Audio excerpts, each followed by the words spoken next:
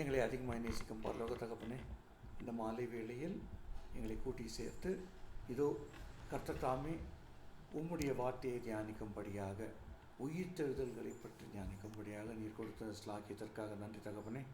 ராஜா, நாங்கள் உம்முடைய வார்த்தையை தியானிக்க உள்ளோம்.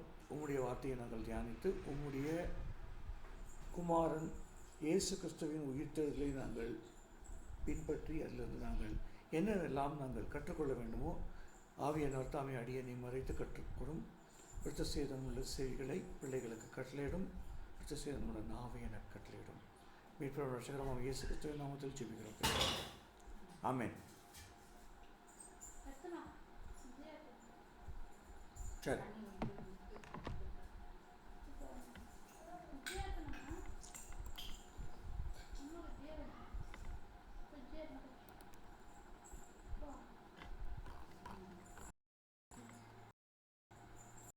வேதத்தில் எழுதல்கள்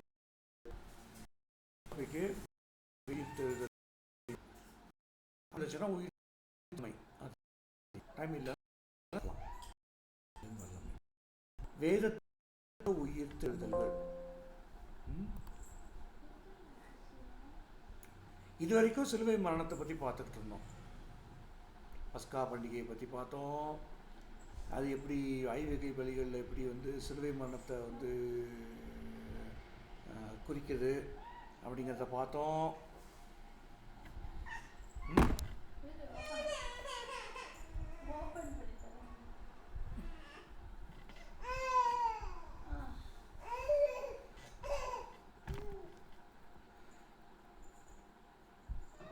வேதத்தின் உயிர்த்தெழுக நம்ம வேதத்தில் இருக்கிற எப்படி ஐவகை பலிகள் இயேசு கிறிஸ்துவை குறிக்கின்றன அப்படின்னு பார்த்தோம். பஸ்கா பண்டிகையின் நிறைவேற்றம் எப்படின்றத பார்த்தோம். இயேசு கிறிஸ்துவனுடைய சிலுவை வாக்கியங்கள், சப்த வாக்கியங்கள், 7 இடங்களில் இயேசு சிந்திய ரத்தம், இதெல்லாம் பார்த்தோம். இயேசு கிறிஸ்துவனுடைய மரணம் மட்டுமே இருந்து அவர் உயிர்த்தெழவில்லை என்றால் நம்முடைய நம்பிக்கை வருதான். அதனால் நாம் இயேசு கிறிஸ்து உயிர்த்தெழுந்தார் என்ற அந்த உண்மையை நம்ப வேண்டும், விசுவாசிக்கணும் முதல்ல. ஓகேவா?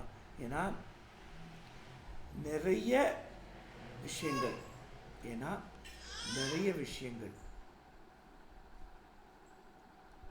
நீங்கள் என்ன யோசிக்கணும் அப்படின்னா, அதிக படிப்பு உடலுக்கு இழைப்பு அப்படின்னு சொல்லுவாங்க இல்லையா? அதே போல் அதிகமாக வேதத்தை ஆராய்கிறவர்கள், இயேசு கிறிஸ்து 2 நாள் கோமாவில் வெளியே வந்தார் அப்படின்னு சொல்கிறவங்க இருக்கிறாங்க. இயேசு கிறிஸ்து சாகவே இல்லை, சிலுவையிலேருந்து இறக்கி இவங்க சீலை சுற்றுற போதே உயிர்த்து எழுந்துட்டார். அவர் மயங்கி தான் இருந்தார். இந்த சப்போசிஷன்ஸ் எல்லாம் சொல்கிறவங்க யாருன்னு பார்த்தீங்கன்னா கிறிஸ்தவங்க. இவங்களா யார்? தங்களை கிறிஸ்தவர்கள் என்று சொல்லிக் கொள்ளுகிறவர்கள். ஓகே, ஆனால் நாம் வேதத்தை விசுவாசிக்க வேண்டும். எழுதப்பட்ட வார்த்தையாக இயேசு கிறிஸ்துவை விசுவாசிக்க வேண்டும். அவர் உயிர்த்தெழுந்தார் என்பதையும் நாம் விசுவாசிக்க வேண்டும். சரியா? ஸோ நான் எதுக்கு உயிர்த்தெழுதலை பற்றி படிக்கணும்? நான் எதுக்கு உயிர்த்தெழுதலை பற்றி படிக்கணும்? Why should I learn about resurrection? எனக்காக உயிர்த்தெழுந்தார். ஓகே, மத்தேயு 10:8 எடுத்து படிங்க.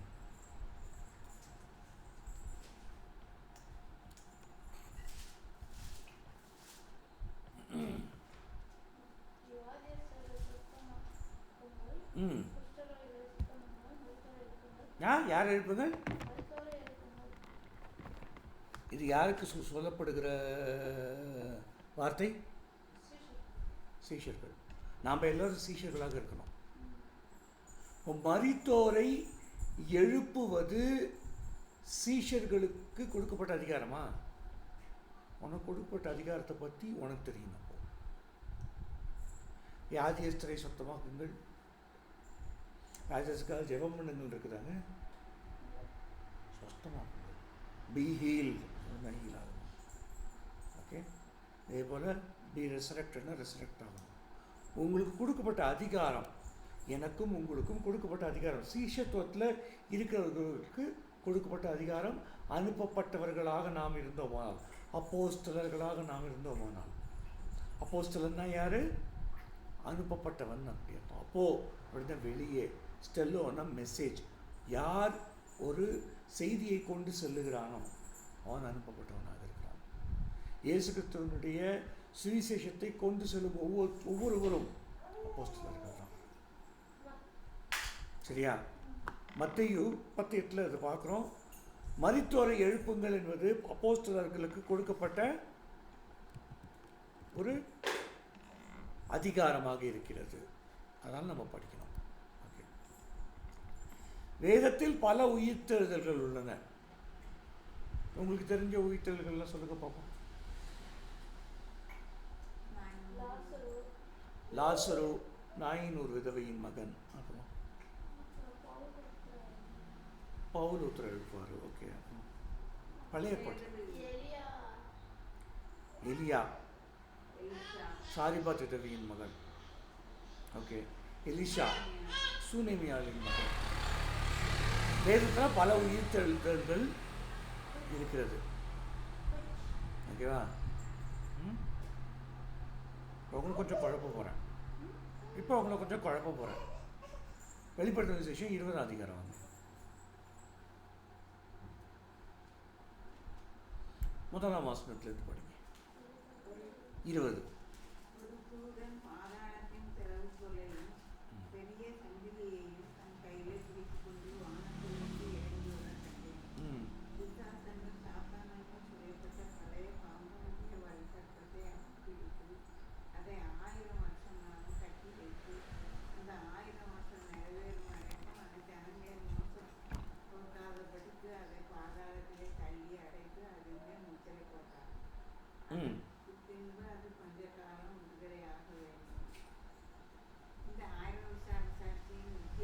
படிக்கணும் படிக்க.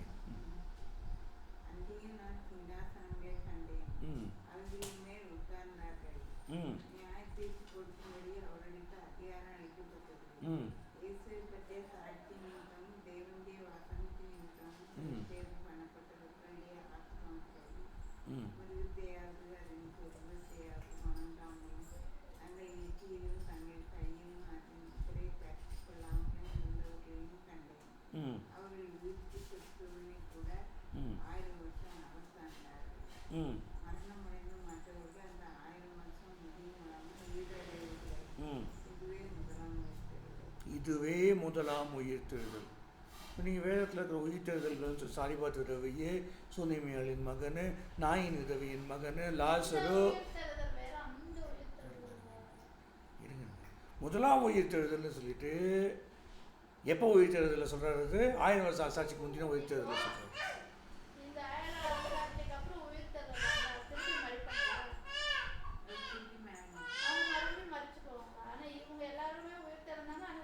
அப்போ இயேசு கிறிஸ்து மறுபடியும் மரிச்சு போவாரா?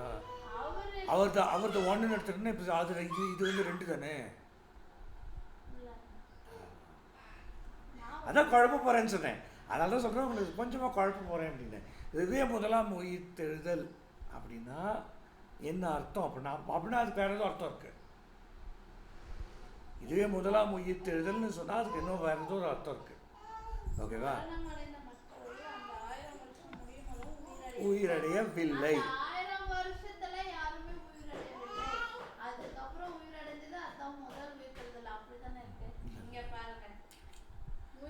ஆமாம், அவங்க முதலாம் உயிர்த்தெழுதலில் உயிர்த்தெழுந்தவங்க தான் 1000 வருஷ அரசாட்சியில் அரசாட போகிறார்கள். ஒழுங்காக படிங்க.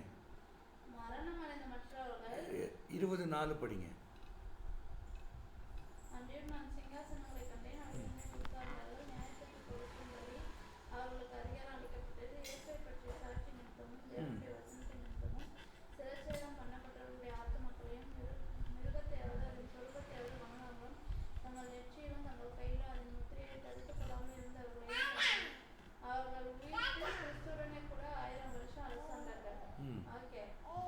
உயிர்த்தெழுந்தார்கள் அவர்கள்.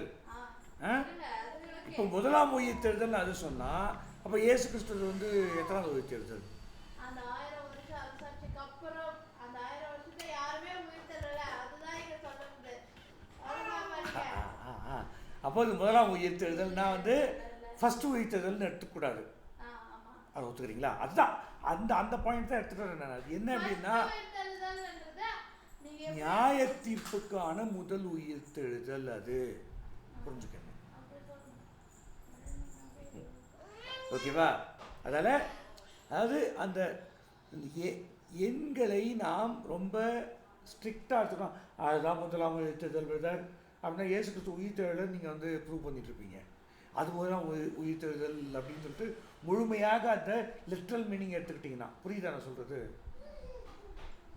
இப்போ இயேசு கிறிஸ்து ஒரு வேளை உயிர்த்தெழலையோ அது முதலாம் உயிர்த்தெழுதலை நம்பினா அந்த மாதிரி லிட்ரல் மீனிங் எடுத்துக்கக்கூடாது. நியாய தீர்ப்புக்கான முதலாம் உயிர்த்தெழுதல் அது. ஓகே, போஸ்ட் ட்ரைபுலேஷன் ஃபர்ஸ்ட் ரெசரக்ஷன், மகா உபத்திரவ காலம் முடிந்து முதல் உயிர்த்தெழுதல் அது. புரியுதுங்களா? அதற்கு முன்னாடி ஒரு உயிர்த்தெழுதல் நடக்கும்போது, அதற்கு முன்னாடி ஒரு உயிர்த்தெழுதல் நடக்கும்போது அதை நம்ம 1 தெசலோனிக்கேயர் 4ஆம் அதிகாரத்தில் பார்க்கிறோம். திருச்சபை எடுத்துக்கொள்ளப்படுதலுக்கு முன்பான உயிர்த்தெழுதல் அது 1 தெசலோனிக்கேயர் 4ஆம் அதிகாரம் 15, 16, 17 படிங்க.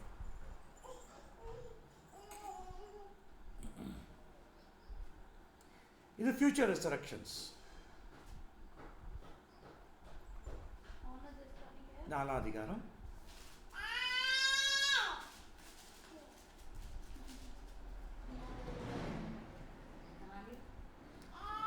4, 15, 16, 17 வரும்.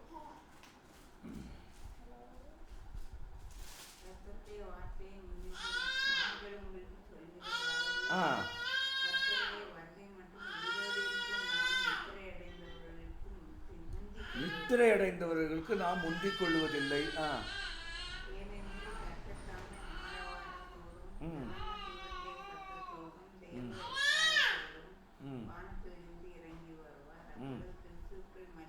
கிறிஸ்துவுக்குள் மரித்தவர்கள் முதலாவது எழுந்திருப்பார்கள். மரித்தோர் உயிர்த்தெழுதலில் முதலாவது எழுந்திருப்பது ஃபியூச்சர் ரெசரக்ஷனில் first resurrection is the one who has slept with in Christ. இயேசு கிறிஸ்துவுக்குள் நித்திரை அடைந்தவர்கள் முதலாவது எழுந்திருப்பார்கள். கிறிஸ்துவுக்குள் மரித்தவர்கள் முதலாவது எழுந்திருப்பார்கள். இதுக்கு அடுத்த ஃபியூச்சர் ரெசரக்ஷன் தான் முன்னாடி படித்த 24 வருது, வெளிப்படுத்தல் 24 வருது. அதுக்கு அடுத்த உயிர்த்தெழுதல் நியாய தீர்ப்புக்கான உயிர்த்தெழுதல். அது நியாய தீர்ப்புக்கு முன்னாடி எல்லாரும் உயிர்த்தெழுவார்கள். உலகத்தில் படைக்கப்பட்ட எல்லாரும் உயிர்த்தெழுவார்கள். அது ஃபைனல் ஜட்மெண்ட். ஓகே, இது எதிர்கால உயிர்த்தெழுதல். அப்போ ஒரு குரோனாலஜிக்கல் ஆர்டர் பார்ப்போம். உயிர்த்தெழுந்தவர்கள் இதுவரைக்கும் வேதத்தில் உயிர்த்தெழுந்தவர்கள் குரோனாலஜிக்கல் ஆர்டர், கால அட்டவணையின் படியான ஆர்டர். முதல்ல சாரிபாத் விதவையின் மகன் எங்கே வருது? 1 ராஜாக்கள் 17 வருது. எடுத்து வச்சுக்கோங்க, படிக்கலாம், அப்புறமா படிக்கலாம். எடுத்து வச்சு ஒரு பேப்பர் வச்சுக்கோங்க, அப்புறமா படிக்கலாம். சாரிபாத் விதவையின் மகன். இரண்டாவது சூனேமியாளின் மகன். சூனேமியாளின் மகன் 2 ராஜாக்கள் 4ஆம் அதிகாரம், 4ஆம் அதிகாரத்தில் வருது சூனேமியாளின் மகன்.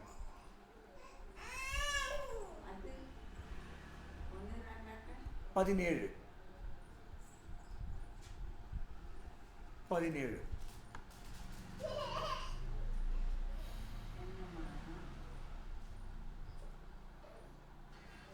ஓகே. எலிசாவின் எலும்புகள் பட்டு ஒரு ஆள் உயிர்க்கிறான். 2 ராஜாக்கள் 13ஆம் அதிகாரத்தில் வருது.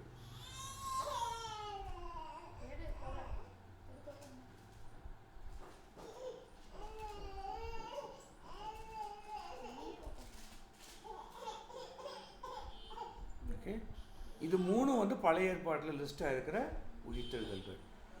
புதிய ஏற்பாட்டில் இன்னொரு 4 உயிர்த்தெழுதல்கள் இயேசு கிறிஸ்துவின் உயிர்த்தெழுதலுக்கு முன்னாடி நடந்திருக்கு. நாயின் ஒரு விதவையின் மகன் லூக்கா 7 அதிகாரத்தில் வருது. லூக்கா 7 அதிகாரத்தில் நாயின் ஒரு விதவையின் மகன் வருது. யவீருவின் மகள் உயிர்த்தெழச் செய்தார் கர்த்தர், லூக்கா 8 அதிகாரத்தில் வருது, மத்தேயுலையும் வருது, மார்க்லையும் வருது. ஓகே. லாசரு உயிர்த்தெழுதல் யோவான் 11 அதிகாரத்தில் வருது. லாசருவை கர்த்தர் உயிர்த்தெழச் செய்தார், யோவான் 11 அதிகாரத்தில் வருது. இயேசு கிறிஸ்து பிதாவே என்னுடைய ஆவியை உம்மிடத்தில் ஒப்பு கொடுக்கிறேன் அப்படின்னு சொன்னபோது ஒரு பெரிய எர்த்குவேக் வருது. அந்த எர்த்குவேக்கில் கல்லறைகள் திறக்கப்பட்டன. அந்த கல்லறைகளில் இருந்த பரிசுத்தவான்கள் உயிர்த்தெழுந்தார்கள். இயேசு கிறிஸ்துவின் மரணத்தின் போது உயிர்த்தெழுந்த பரிசுத்தவான்கள். 8வது இயேசு கிறிஸ்துவின் உயிர்த்தெழுதல் மத்தேயு 28, மார்க் 16, லூக்கா 24, யோவான் 20 இவைகள் வருது. இதை தவிர உயிர்த்தெழுதல்கள் இருக்கா? ஆமாம், இருக்கு. தொற்காள், தபீத்தாள் எனும் தொற்காள் அப்போஸ்தலர் நடபடிகள் 9 அதிகாரத்தில்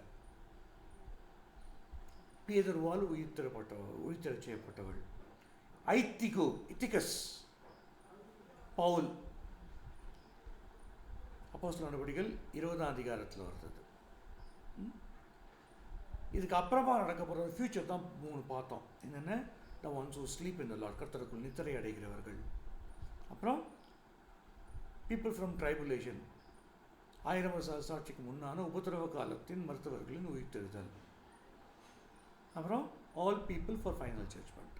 ஸோ 13 குரோனாலஜிக்கல் ஆர்டரில் ஸ்கிரிப்சர்ஸில் இருக்கிற உயிர்த்தெழுதல்கள் இருக்குது. இதை தவிர உயிர்த்தெழுதல்கள் இருந்திருக்கும், நமக்கு தெரியாது. ரெக்கார்ட் ஆனது இவ்வளவுதான். ஓகே. நம்ம எல்லாருக்கும் தெரியும், வேத வாக்கியங்கள் எல்லாம் தேவனுடைய ஆவியினாலே அருளப்பட்டது. காட் பிரீத், தியோஸ் நியூமட்டோஸ் அப்படின்னா காட் பிரீத்.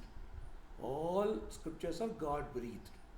இப்போ தேவ ஆவியினால் அருளப்பட்டிருக்கிறதுல நம்ம இயேசு கிறிஸ்து வரைக்குமான இந்த குரோனாலஜியில் இருக்கிற ஒரு சில ஆழங்களை மட்டும் பார்ப்போம். உயிர்த்தெழுதல்களில் வர சில ஆழங்கள் மட்டும் பார்ப்போம். ஓகே. சாதிபாத் விதவையின் மகன். இந்த கிட்டக்கதை நம்ம எல்லாருக்கும் தெரியும். எலியா கேரித் எனும் ஆற்றில் ஒரு புரூக்கில் அவர் யாருக்கு பயந்து? இசபேலுக்கும் ஆகாப்புக்கும் பயந்து போய் இருக்கார். கேரித்தன மாட்டேன்னா அந்த ஆறு வற்றி போயிடுது. அப்போது ஆண்டவர் சொல்கிறாரு, நீ சீதோனுக்கு போ, அங்கே ஒரு விதவைக்கு நான் கட்டளை எடுத்துக்கிறேன் அப்படிங்கிறார். நடந்து போகிறான். அங்கே அந்த நகர வாசலில் சொல்லி போட்டு பொறுக்கிட்டு இருக்கிற உதவியை பார்த்துட்டு, எக்கோ தண்ணி கொடுக்கா அப்படிங்கிறான். ஏக்கா தண்ணி, எக்கோ தண்ணியோட சேர்த்து கொஞ்சம் லைட்டாக அப்போ மட்டும், எங்களையே ஒன்றும் இல்லை, நீ எங்களை கேட்குறிய, இருக்கிறதுக்கு சுண்ணு தான். முதல்ல எனக்கு எடுத்துட்டு வா, 3 வருஷம் உனக்கு, அப்புறமா இருக்கும், செலவழிஞ்சு போகாது அப்படிங்கிறான். அவன் ஒபே பண்ணுறா. இதெல்லாம் எங்கே இருக்குது? 1 ராஜாக்கள் 17 அதிகாரத்தில் இருக்குது. இது போக போக போக ஒரு நாள் என்ன ஆகுது? ஒரு நாள் இந்த விதவையின் மகன் செத்து போயிடுறான். இப்போ படிங்க 1 ராஜாக்கள் 17, 17லேருந்து 24 படிங்க.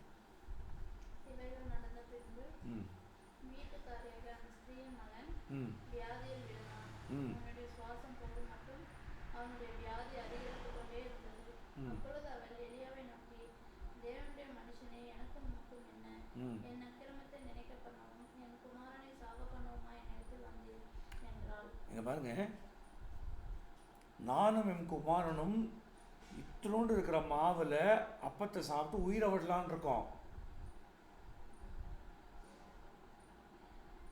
அவ முதலாம் உயிர்த்தெழுதல் நடந்தது சீதோனிய பெண்மணி. சாதிபாத்ன்றது சீதோன் ஊர். யூத ஸ்திரீ கிடையாது. அவ எவ்வளவு இம்பார்ட்டன்ட் அப்புறமா சொல்லித்தரதுக்கு. சீதோனிய பெண்மணியுடைய மகன். சரி, மேலே படிங்க. என் குமாரனை சாக பண்ணுவோமா என்னிடத்தில் வந்தீர் என்றான். அதற்கு அவன், உன் குமாரனை என்னிடத்தில் தா என்று சொல்லி அவனை அவள் மடியிலிருந்து எடுத்து தான் தங்கியிருக்கிற மேல் வீட்டிலே கொண்டு போய் தன் கட்டிலின் மேல் வைத்து என் தேவனாகிய கர்த்தாவே, நான் தங்கியிருக்க இடம் கொடுத்த இந்த விதவையின் மகனை சாக பண்ணினதினால் அவளுக்கு துக்கத்தை வருவித்தீரோ என்று கர்த்தரை நோக்கி கூப்பிட்டு அந்த பிள்ளையின் மேல் 3 தரம் குப்புற விழுந்து. எத்தனை முறை? 3 தரம் குப்புற விழுந்து, என் தேவனாகிய கர்த்தாவே, இந்த பிள்ளையின் ஆத்துமா அவனுக்குள் திரும்பி வர பண்ணும் என்று கர்த்தரை நோக்கி விண்ணப்பம் பண்ணினான். கர்த்தர் எலியாவின் சத்தத்தை கேட்டார். பிள்ளையினுடைய ஆத்துமா அவனுக்கு திரும்பி வந்தது. அவன் பிழைத்தான். அப்பொழுது எலியா பிள்ளையை எடுத்து மேல் வீட்டில் இருந்து அவனை கீழ் வீட்டிற்குள் கொண்டு வந்து அவனை அவன் தாயினிடத்தில் கொடுத்து, உன் பிள்ளை உயிரோடு இருக்கிறான் என்று சொன்னான். அப்பொழுது அந்த ஸ்திரீ எலியாவை நோக்கி, நீ தேவனுடைய மனுஷன் என்றும் உன்னுடைய வாயிலிருந்து பிறக்கும் கர்த்தரின் வாக்கு உண்மை என்றும் இதை நான் இப்போது அறிந்திருக்கிறேன் என்றாள். 3 வருஷம் சோறு தின்ன போதெல்லாம் அறிந்திருக்கல. அற்புதமாக தானே கிடச்சிது சோறு. அவங்களுக்கு அந்த அப்பமும் நீரும். அப்பம் எப்படி கிடச்சிது? எண்ணெயும் செலவழிந்து போகாமல், மாவும் செலவழிந்து போகாமல், அவளும் அவள் வீட்டாரும் சாப்பிட்றதுக்கு 3 வருஷம். அதெல்லாம் ஞாபகம் இல்லை. இப்பொழுது அறிந்திருக்கிறேன் அப்படிங்கிறான். சரியா? இந்த உயிர்த்தெழுதல், 3 முறை குப்புற விழுதல், 3 எண்ணிலக்கவியல் என்ன? ரெசரக்ஷன், ஞானஸ்நானம் அல்லது உயிர்த்தெழுதல் சொல்லி 3 முறை குப்புற விழுதல். பாருங்க எப்படி அந்த இழையோடி வருது பாருங்க. எண்ணிலக்கவியல் 1 தேவனை குறிக்கிறது, 1 தேவனை குறிக்கிறது. என் தேவனாகிய கர்த்தாவே. யார் சொல்லி சாரிபாத்து விதவையின் வீட்டுக்கு போகிறான்? தேவன் சொல்லி, கர்த்தர் சொல்லி, தேவன் சொல்லி. 1 தேவனை குறிக்கிறது. முதலாவது உயிர்த்தெழுதல், வேதத்தில் உள்ள முதலாவது உயிர்த்தெழுதல் தேவன் சொல்லி போய் நடந்த சாவிலிருந்து உயிர்த்தெழுதல். புரியுதுங்களா? தேவன் சொல்லி ஒரு இடத்துக்கு போகிறான், அங்கே அவர்கள் சாக கிடக்கிறார்கள்.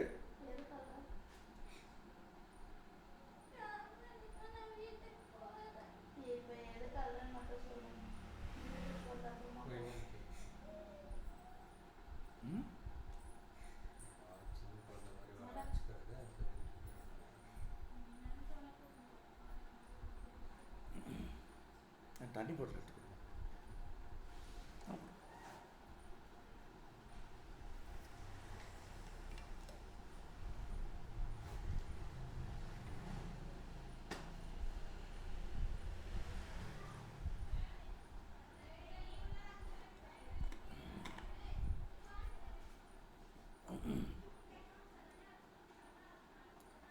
தேவனால் எலியா சாரிபாத்துக்கு அனுப்பப்பட்டு அங்கே சாக கிடந்த 2 பேரையும் 3 வருஷம் காப்பாற்றினான் இல்லையா? சாக கிடந்தாங்க. அவங்க அவளே சொல்கிறாளே, இவ்வளோதான் மாவு இருக்குது, இவ்வளோதான் எண்ணெய் இருக்குது, நாங்கள் சாப்பிட்டு சாகலான் இருக்கோம்,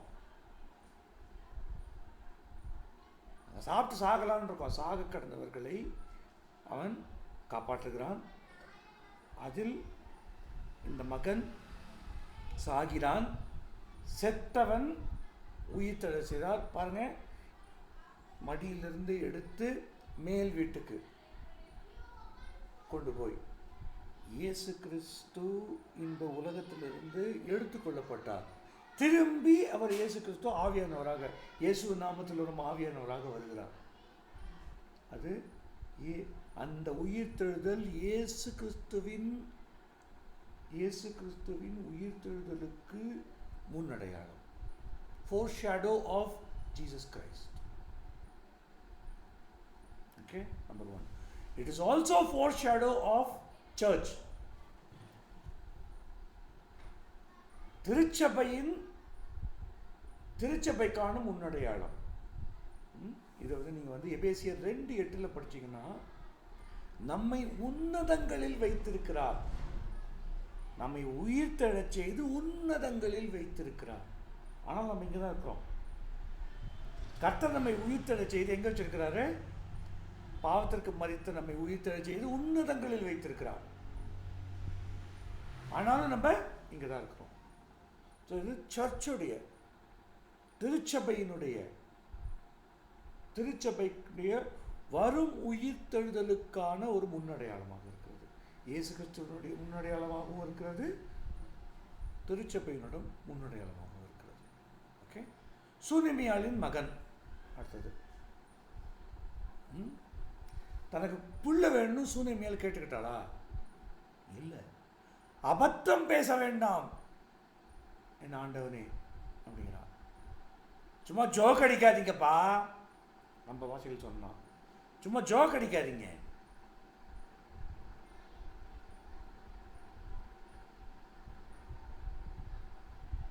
அன்சாலிசிட்டட் ஃபேவர், கேட்காமே கொடுக்குற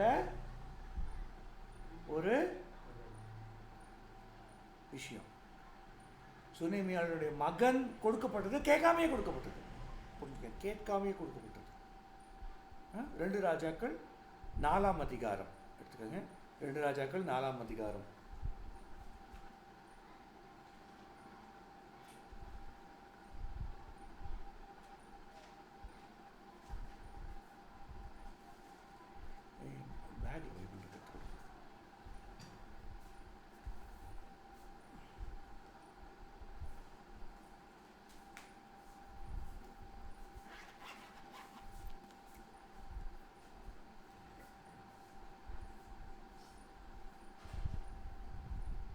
எடுத்துக்கிட்டீங்களா?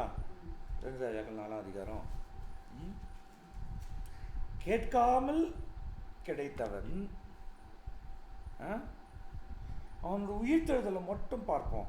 கேயாசி கிட்டக்க வந்து கோலை கொடுத்து விடுறான், போடுன்னு, ஒன்றும் நடக்கலை அப்படிங்கிறான் கேயாசி.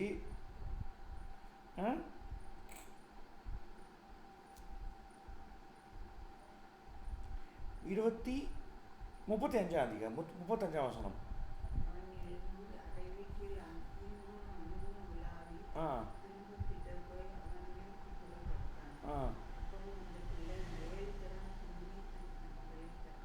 ஏழு தரம் தும்மி தன் கண்களை, 7 எதுக்கு அடையாளமாக இருக்கு? சம்பூர்ணத்திற்கு 2 பிரிவுக்கு பிரித்து எடுத்து கொண்டு போய் போகிறான் பாருங்க. இது அதுலேயும் பெருத்தெடுப்பான், ஆனால் அதில் வந்து தேவன் தான் முதல்ல வருது. இங்கே வந்து இது வந்து எப்படின்னா, சுனேமியாளின் மகனோட உயிர்த்தெழுதல் வந்து, நீங்கள் கேட்டிங்களா இயேசு வரணும்னு? அவராக வந்தார்ல. நீங்கள் கேட்டிங்களா இயேசுவே வந்து எனக்காக மறிங்கன்னு கேட்டிங்களா? நீங்கள் கேட்டிங்களாப்பா? அவரே வந்தார். Unsolicited favour and unsolicited resurrection. திருச்சபையின் உயிர்த்தெழுதலுக்கு சுனேமியாளின் மகன் அடையாளமாக இருக்கான்.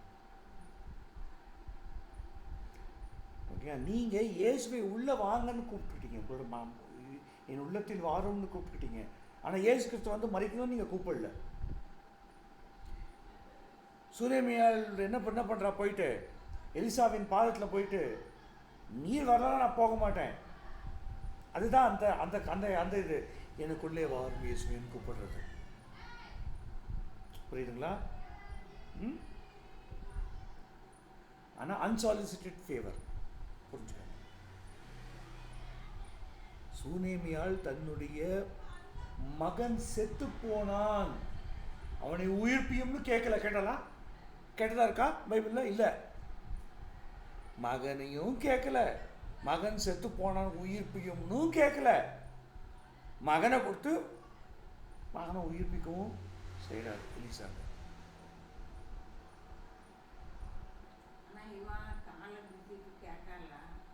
துக்கம், அவங்களோட துக்கம் பெருசு.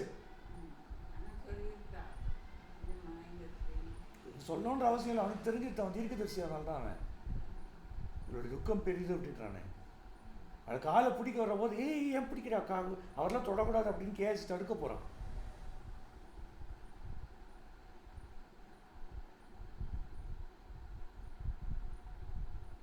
மூன்றாவது உயிர்த்தெழுதல்.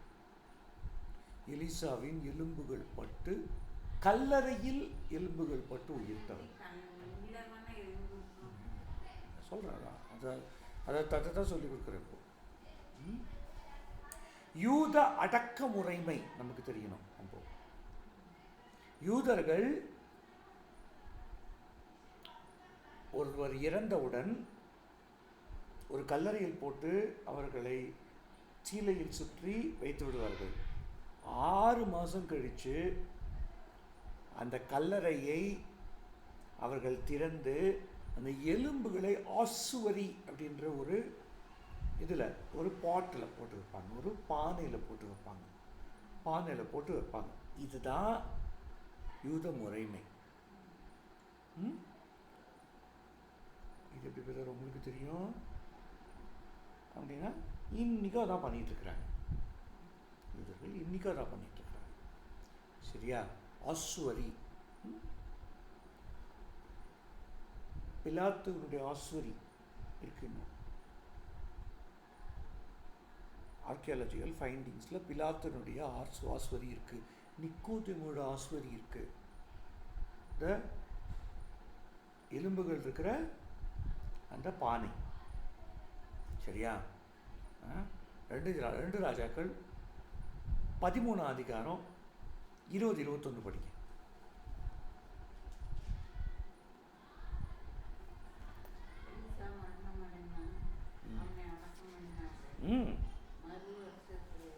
மறு 1 வருஷம் ஆகிப்போச்சுங்க.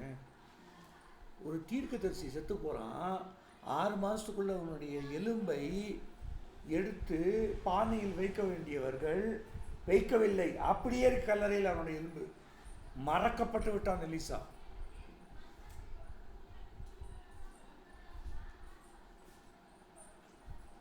ஒரு தீர்க்கதரிசியை மறந்து விட்டார்கள். இதுதான் நன்றி கெட்ட இஸ்ரவேலர்கள், தேங்க்லெஸ் இஸ்ரேலைட்ஸ். அதனால கல்லறையில் ஒரு தண்டுகள் வருது அப்படின்னா கல்லறையில் தூக்கி போட்டு ஓடிடுவானுங்க. தூக்கி போட்டால் எலிசாவோட எலும்பு பட்ட உடனே அந்த மரித்தவன் உயிர்த்தான்.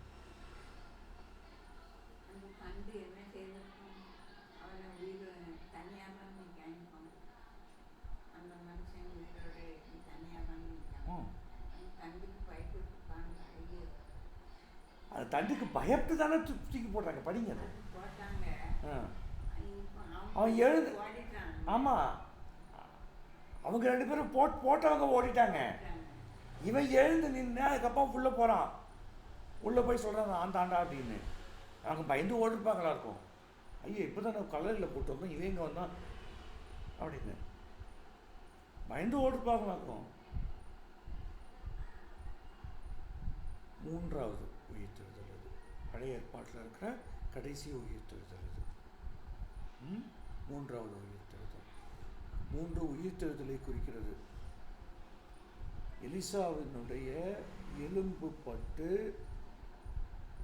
இவன் உயிர்த்தெழுந்தான். யார் உயிர்த்தெழுந்தது? செத்தவன் உயிர்த்தெழுந்தான். 3 உயிர்த்தெழுதலை குறிக்கிறது.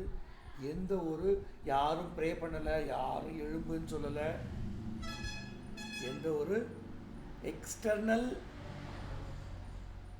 இதுவும் இல்லாமல் உயிர்த்தெழுந்தவன் இந்த மனுஷன். இந்த உயிர்த்தெழுதல் இயேசு கிறிஸ்துவனுடைய உயிர்த்தெழுதலுக்கு நிழலாட்டமாக இருக்கிறது. ஏன்னா அவரையும் யாரும் எழுந்துக்கோன்னு சொல்லலை, அவரே உயிர்த்தெழுந்தார். 3ஆம் நாளில் அவரே உயிர்த்தெழுந்தார் அப்படின்றத நம்ம வாசிக்கிறோம். அடுத்து நாயினூர் உதவியின் மகன் லூக்கா 7:11-16 படித்தா அது புரியும் நமக்கு. லூக்கா 7:11-16.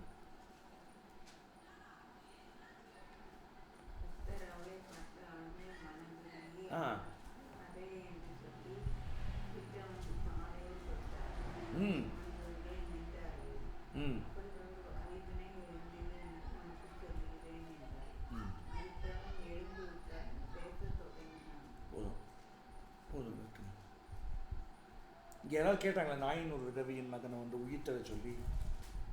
யாராவது கேட்டதா இருக்கா?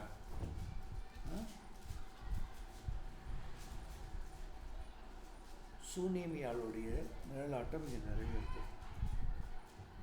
சூனேமியால் கேட்டாளா மறக்கணுக்காக? சூனேமியால் கேட்டாளா மறக்கணும் உயிர்த்தெழ சொல்லணும்? இல்லை,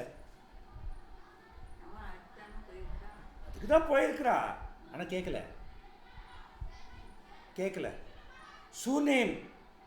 சூனேம் என்னும் ஊர் இயேசு கிறிஸ்துவின் காலத்தில் நாயின் என்று அழைக்கப்பட்டது. சூனேமோ நாயினோ அத்தல்வாடி தளி போல.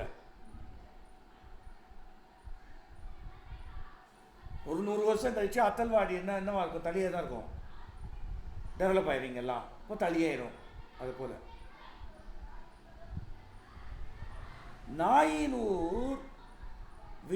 நாயினூர் விதவியின் மகன் உயிர்த்தெழுதல் எதை குறிக்கிறதுனா, சூனேமியாளின் மகனை உயிர்த்தெழச் செய்தது பூரணமான இயேசு கிறிஸ்து என்பதை குறிக்கிறது. புரியுதுங்களா? அங்கே செஞ்சது யாரு? கர்த்தராகிய இயேசு கிறிஸ்து தான் அப்படிங்கிறதுக்கான ஒரு கனெக்ஷன் உங்களுக்கு கொடுக்குறேன். கேட்காமலேயே உயிர்த்தெழ செய்கிறது. அதுக்கடுத்து வர்றது கேட்டு உயிர்த்தெழ செஞ்சது யவீருவின் மகள். அதுக்கடுத்து வருது கேட்காமலேயே செஞ்சது, அவிசுவாசத்தில் செஞ்சது, மனிதர்களோட அவிசுவாசத்தில் செஞ்சது. சரியா? அடுத்தது யவீருவின் மகள், ஜாயிரஸ் டாட்டர். லூக்கா 8:41 படிக்கணும் நினைக்கிறேன். 8:41 யவீருவின் மகள். இது வந்து டபுள் மிராக்கல். இந்த 12 வருடம் பெரும்பாடுள்ள ஸ்திரீயும் வருங்க.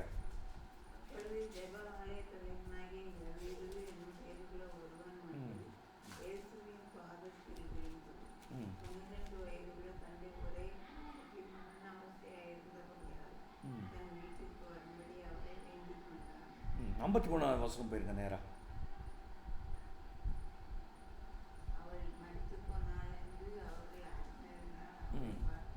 சிரிச்சாங்க. இயேசுவை பார்த்து என்ன பண்ணாங்க? சிரிச்சாங்க. தித்திரியா இருக்கிறாளாம், தூங்கிட்டு இருக்கிறாளாம். அவ எங்களுக்கு தெரியாதா தூங்கிட்டு இருக்கிறாளா, அதை செத்து போயிட்டாரான்னு அப்படின்னு இயேசுவை பார்த்து சிரிச்சாங்க. சிரித்த உடனே அவர் எல்லாரையும் வெளியே போக பண்ணி, இது மார்க்கெல்லாம் பார்த்தீங்கன்னா எல்லாரையும் வெளியே போக பண்ணி பேதுரு, யாக்கோபு, யோவான் 3 பேரை மட்டும் கூட வைத்திருப்பார். அவருடைய யவீருடைய மனைவி. ஓகே, 3 உயிர்த்தெழுதல். யவீருவின் மனைவி, அவங்களையும் சேர்த்தா 5. தேவ வல்லமை.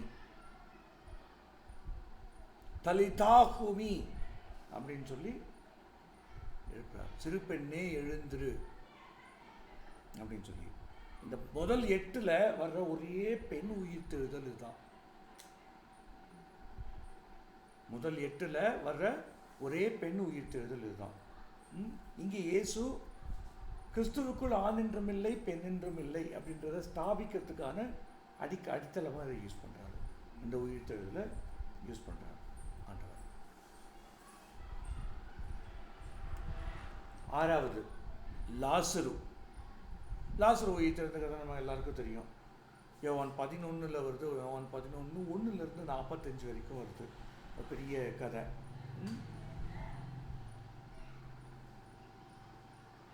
5 தேவ வல்லமை. அது சொன்னேன் இல்லையா? 5வது உயிர்த்தெழுதல் யவீருவின் மகள் 5 பேர் உள்ளே இருந்தாங்க. தேவ வல்லமையை குறிக்கிறது அப்படின்றத சொன்னேன் இல்லையா? சரி. 6 மனிதர்கள் இந்த உயிர்த்தெழுதலினால் மனிதர்கள் இயேசுவை பின்பற்றினார்கள். எல்லாருக்காகவும் ஒருவன் மரிப்பது நல்லது அப்படின்னு காய்பா சொல்றான். அது எங்க வருது? யோவான் 11:48 வருது. யோவான் 11:48 52 வருது. எல்லாருக்காகவும் ஒருவன் மரிப்பது. அது இயேசு கிறிஸ்துவினுடைய மரணத்தின் திட்டம் அங்கே தீட்டப்படுகிறது. 6 மனிதனை குறிக்கிறது, மனிதனுடைய பாவத்தையும் குறிக்கிறது. நம்முடைய பாவங்களுக்காக இயேசு கிறிஸ்து மரிக்கப் போகிறார் என்பதை காயப்பா தீர்க்க தரிசனமாக அந்த வருஷத்து பிரதான ஆசிரியனானபடியால் தீர்க்க தரிசனமாக மனிதனை குறிக்கிறது, மனிதனுடைய பாவத்தை.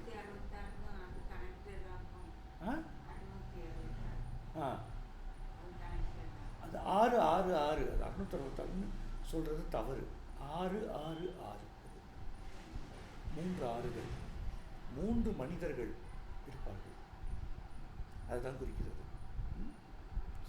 அது அது இது வெளிப்படுத்தின விசேஷம் கிளாஸ் அட்டன் பண்ணிருக்கீங்கல்ல, சொல்லி கொடுத்தேன் இல்லையா? ஓகே, இன்னொரு கிளாஸ் ஒன்றா எடுக்கலாம். நம்ம சந்தோஷ் கேட்டிருக்கா அப்படி கேம்ப் கிளாஸ், அதுக்கு ஒன்றா ஒரு வாட்டி கேம்ப் போடலாம். ஓகே. 6 லாசரு, 7 எருசலேமின் பரிசுத்தவான்கள், எருசலேமில் புதைக்கப்பட்டிருந்த பரிசுத்தவான்கள். மத்தேயு 27, 52, 53.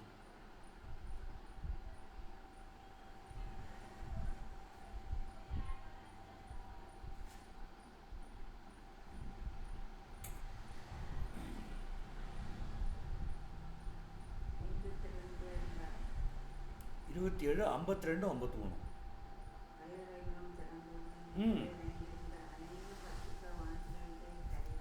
அநேக பரிசுத்தவான்களுடைய சரீரங்கள் எழுந்தது.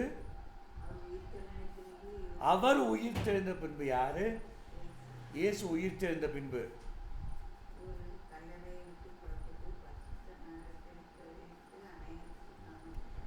இயேசுனுடைய மரணத்தின் போது உயிர் தெழுகிறார்கள். ஆனால் அவர்கள் நகரத்துக்கு போனது இயேசுனுடைய உயிர்த்தெழுதலுக்கு அப்புறமா தான். நகரத்துக்குள்ளே போய் காண்பிக்கிறது இயேசுனுடைய உயிர்த்தெழுதலுக்கு அப்புறமா தான்.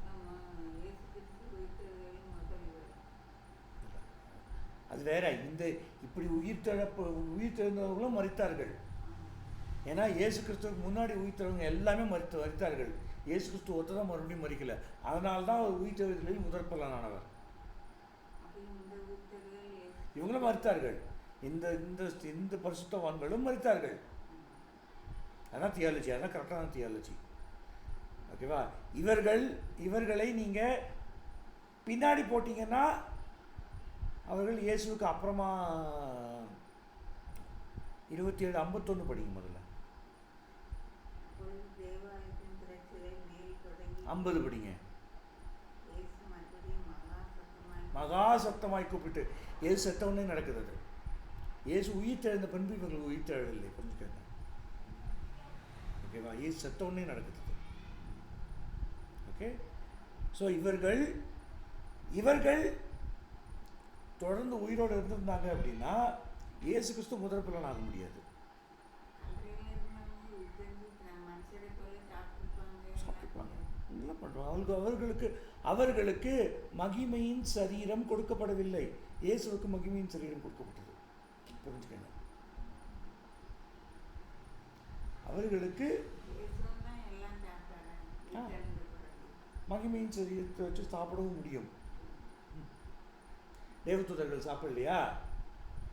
ஆபிரகாம் 3 தூதர்கள் வராங்கல்ல, அதில் ஒருத்தர் இயேசு. கிறிஸ்டபனி அப்படின்னு சொல்லி ஒருத்தர். 3 தூதரில் ஒருத்தர் இயேசு. ஆமாம், அவங்க சாப்பிட்டாங்கல்ல, இவன் சமைச்சு கொடுத்தத சாப்பிட்டாங்களா இல்லையா? ஓகே. ஸோ மகிமையின் சரீரத்துலேயும் சாப்பிடுவாங்க, இன்னும் தப்பு இல்லை.